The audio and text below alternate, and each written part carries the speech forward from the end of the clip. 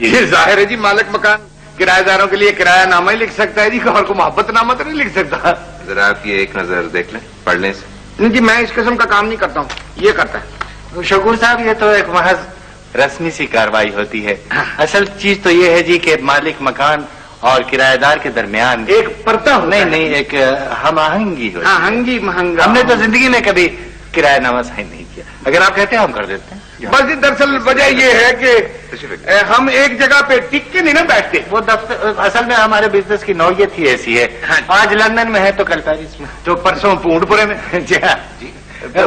وہ سسلی میں ایک چھوٹا سا جزیرہ ہے، بڑا گمنام سا. یہ جو بتا رہے ہیں پونڈ پورا. جی ہاں، وہاں ہمارا ایک چھوٹا سا مکان بھی ہے. جی ہاں. تو ہم تو ابھی یہی پچھلے مہینے پاکستان آئے. جی تو آپ کا کاروبار باہر؟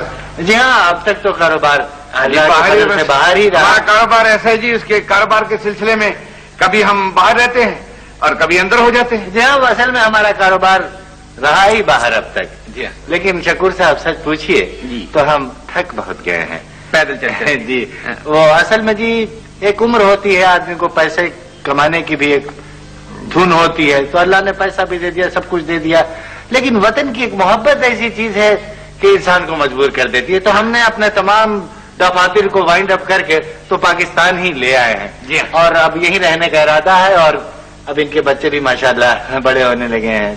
تو آپ شادی شدہ ہیں؟ جی شدہ. جی ہاں. جی کتنے بچے ہیں؟ میرے خیال میں کوئی ہوں گے، وہ تقریباً کوئی کتنے بتائیں؟ 6 بچے. 6 بچے. 6 بڑے پیارے پیارے بچے، بڑے سویٹ ہے بہت. چھپے والی بندوق، وہ ایئر گن. جہاں ایئر ٹائٹ وہ لے دی. تو بس جی وہ اس نے نشانہ پکانا جو شروع کیا تو پورے گھر کے بلب اس نے توڑ دی. تو جو وہ پنکھا تھا نا جی اوپر لگا ہوا، اس میں نشانہ کرتا تھا تو موری ہو جاتی تھی. جب وہ پنکھا چلتا تھا تو کیسی آواز آتی تھی، اس میں سیٹیاں بجتی تھی. ایک دفعہ جی چھت پہ نا ایک چھپکلی چلی پھر رہی تھی، تو اس نے اس کا نشانہ لینا شروع کیا. تو جہاں وہ فائر کرتا تھا پڑن چھپکلی آگے چلی جاتی تھی، پھر کرتا تھا پڑن پھر چلی جاتی تھی. کرتے کرتے پوری چھت میں بات تو سنیں، کہاں جا رہے ہیں آپ؟ پوری چھت میں سوراخ ہو گئے جی. بس جب کبھی بارش ہوتی تھی پھر تو اندر بیٹھے ہوئے یوں لگتا تھا جیسے باتھ روم میں بیٹھے ہوئے شاور چل رہا ہے.